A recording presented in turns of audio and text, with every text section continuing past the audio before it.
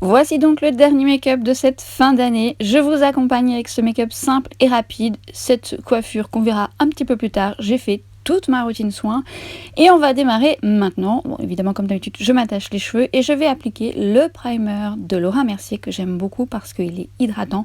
Alors, il en existe plusieurs, je vous en ai montré plusieurs que j'aime beaucoup. Ce que j'aime dans celle-ci, c'est qu'elle est vraiment bien adaptée à ma peau déshydratée sans être trop grasse. Donc je prends le temps de la masser, de prendre du temps pour moi. Prenez du temps pour vous, préparez-vous tranquillement. Et je la laisse fusionner. Et le temps que je la laisse fusionner, je vais m'occuper de mettre une autre base. Alors cette fois-ci, c'est juste parce que je voulais de la lumière. J'applique la Hollywood Flawless Filter. Je voulais juste vous montrer l'autre. Je fais pas de mélange, c'est juste que l'imprimé est enlevé. Donc je voulais vous montrer l'imprimé original. Mais à force de l'utiliser, ça s'en va. Moi, j'ai pris la teinte je vous noterai ça en barre d'infos. Et je vais l'appliquer essentiellement sur le contour de mon visage, mais pas que, vous allez voir. Donc je prends le temps de la masser, je veux de la lumière sur mon teint, je veux du glow. Et je vous ai fait une vidéo complète sur cette base, la Hollywood Flawless Filter, c'est que je vous en parle très souvent, je l'aime beaucoup. Et je viens appliquer au niveau de mes cernes pour avoir de la lumière et du confort. C'est pareil, c'est une astuce que je vous ai partagée dans ma vidéo astuce anti-cerne que je vous mettrai en barre d'infos. Ça apporte de la lumière, du confort, notamment pour les contours déshydratés. Je ne l'applique pas en zone T, j'ai une peau mixte, mais si vous avez la peau sèche, il n'y a pas de souci.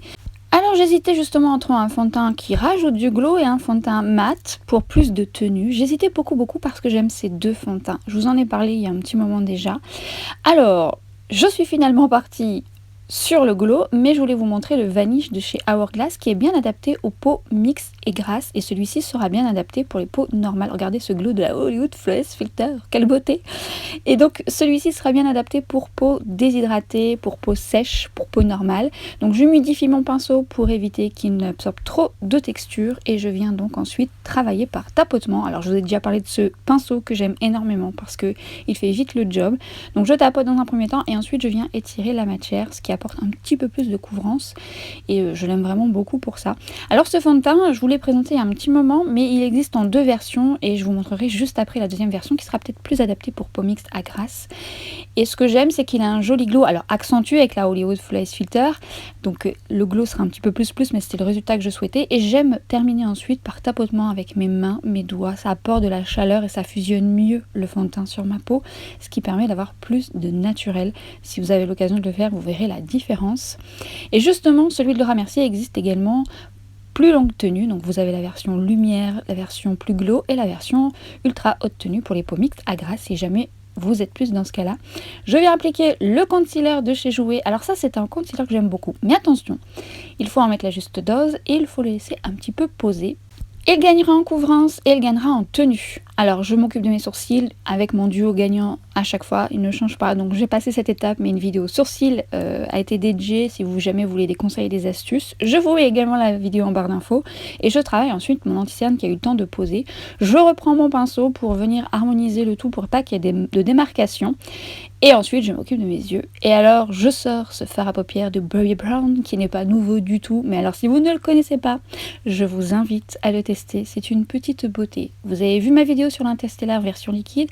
C'est un peu le même genre, avec quand même des petites paillettes différentes, avec un rendu miroitant de toute beauté que vous pouvez utiliser seul. Alors justement, moi, je vais enlever l'excédent de soin parce que j'ai une paupière grasse. Et ensuite, je viens appliquer la base de chez Linda Albert pour optimiser la tenue.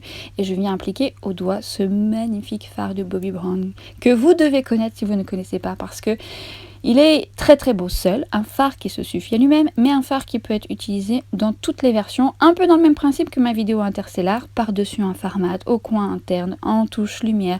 Vous pouvez regarder cette vidéo parce que ça va être exactement la même façon de l'utiliser. Si vous voulez optimiser son utilisation, moi, je l'utilise seule, vraiment seule, mais vous auriez pu très bien créer un creux de paupière juste là. Ce qui ne sera pas le cas de ce tuto, puisque je voulais aller à l'essentiel et je voulais vous montrer autre chose, puisque je vais créer un léger liner avec le liner de chez Maybelline que j'aime beaucoup sa pointe. Je voulais prendre un marron et on va opter pour deux options. Alors, je le travaille vraiment en coin externe, en ras de cils dans un premier temps, et je viens travailler avec mon repère. Vous voyez, mon ras de cils, il faut que je fasse la continuité de mon ras de cils.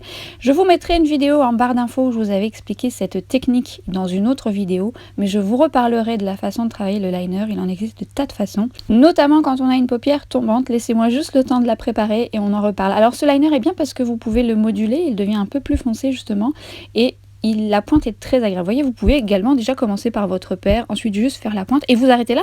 Vous n'êtes pas obligé de faire un trait de liner sur tout le long. Moi, je voulais vraiment faire le coin externe. Ce qui est bien avec cette pointe, c'est qu'elle est pratique, elle est fine et j'aime beaucoup le fait d'avoir la possibilité de le moduler. Vous voyez, elle est beaucoup plus intense là actuellement. Et je viens donc travailler aux zones où j'en ai pas mis. Je descends très bas et justement je vous explique ça dans ma vidéo que je vous mettrai en repère dans ma barre d'infos. Vous pouvez soit mettre le climax, c'est-à-dire un mascara comme vous voulez, ou des fossiles. Et là, j'ai voulu tester les fossiles de No Jeux Beauty. Et je viens utiliser ce stylo feutre qui est transparent et il existe en noir. Il vous sert de colle. Je vous l'ai présenté sur Instagram. Je l'avais découvert grâce à Marion Caméléon. Et je viens l'appliquer sur mon liner. Je voulais mettre le noir, mais je voulais pas dénaturer le marron de mon liner. Et je viens ensuite poser mes cils. Et après, ils tiennent toute la journée. Et alors, ces demi-fossiles de No Jeux Beauty sont vraiment très très bien. J'espère qu'ils vont les faire de façon individuelle parce que je les trouve top. Ils apportent une touche de glamour, de la longueur évidemment juste au coin externe, facile à appliquer. Vous n'avez plus qu'à mettre un peu de mascara pour raccorder avec votre fossile. Et je viens appliquer le Zao Flash. Vous le connaissez, je l'aime énormément. Vous pouvez mettre le crayon que vous voulez, mais moi je voulais mettre le Zao Flash pour garder de la lumière. En muqueuse et au ras de cils pour justement apporter cette dimension que j'aime tant moi dans les make-up. Mais vous pouvez mettre du marron, du noir, du doré, de la couleur. À vous de vous amuser. Au ras de cils, j'applique le mascara de chez MAC que j'aime bien justement parce qu'il est bien pour le ras de cils inférieur. Et je viens appliquer du crayon noir que vous auriez pu très bien mettre en marron pour intensifier la ligne de cils et donner l'illusion de cils étoffés. Make-up des yeux terminé. On finit par le reste du teint et je vais prendre ma poudre chouchou, la Prisme Libre de chez Givenchy avec le pinceau qui existe dans le coffret dont je vous avais parlé lors de l'offre de It Cosmetics que j'aime beaucoup. Je travaille par tapotement dans un premier temps pour bien unifier et matifier mon teint. Et une fois que j'ai réalisé ça, je me sers du même pinceau pour pas m'embêter pour aller aux zones. Je le pince et je viens ensuite faire des mouvements circulaires pour bien fusionner la poudre. J'ai ressorti mon duo gagnant dont je vous ai parlé il y a un petit moment, mais c'est vrai que je vous le recommande, il est tellement beau. Je vous en ai parlé dans ma vidéo complète sur Charlotte Tilbury. Ce bronzer est magnifique, ni trop chaud ni trop froid. Il se fond bien à la peau, il est magnifique. Et ça faisait un moment que je ne l'avais pas appliqué. Alors je l'aimais déjà d'amour, ça se voit, il est creusé. Mais c'est pareil, quand on réutilise des produits, on se dit que c'est vraiment des pépites. Et ça, pour le coup, on est vraiment sur un duo gagnant. Notamment pour cet highlighter. Alors là, pour le coup, ça fait un petit moment que je ne l'avais pas appliqué. C'est pas le plus lumineux de chez Charlotte Tilbury, mais par contre, il fusionne, il est beau, il est miroitant. Je l'aime énormément. C'est vraiment un duo gagnant. Je l'aime beaucoup et je vous le recommande. J'applique ensuite cette petite beauté de chez Huda Beauty, le Glowish, dont on a beaucoup parlé, mais force est de constater que c'est vraiment une belle réussite. La texture est très très bien. Et j'aime beaucoup l'appliquer avec ce duo fibre de chez NYX. Je trouve que ça fusionne encore mieux avec la peau. Ça vous apporte un coup d'éclat sans effet de matière avec cette couleur que j'aime tant. J'aime beaucoup et j'aime la texture de ces blushs. Vous pouvez le moduler également. On va s'occuper de ses cheveux très rapidement. Je vous mets ma vidéo en barre d'infos de comment je réalise mes boucles. Et on va s'occuper des lèvres. Alors on aurait pu très bien mettre un nude, la couleur que vous souhaitez. C'est un make-up assez classique où vous pouvez l'associer avec tout type de make-up, mais moi je vais mettre du rouge, je secoue bien. C'est le Latex Fever de chez Linda Hellberg, LH Cosmetics. Je vous en ai déjà beaucoup parlé, je l'aime énormément parce que c'est un rouge déjà parfait. C'est un gloss rouge à lèvres miroitant qui tient très bien pour être un gloss avec une pigmentation de folie. Il apporte tout de suite cette touche glamour et vous pouvez apporter une touche un petit peu plus scintillante justement avec ce fard à paupières qui sera très bon en highlighter si vous aimez un petit peu de paillettes justement pour les fêtes. Au niveau de la pommette, il est très très beau. Il faut juste aimer un petit peu les paillettes et ça vous apporte tout de suite un peu plus d'éclat. Vous en mettez là où vous voulez. Vous pouvez mettre là, un petit peu sur le nez, au niveau des lèvres. C'est à vous de choisir. Et là donc, make-up terminé. J'ai oublié de vous montrer ma petite touche parfum. Le parfum de Serge Lutens. Je vous mets un site vers lequel vous l'avez beaucoup moins cher que sur Sephora. C'est Fils de Joie que j'aime énormément.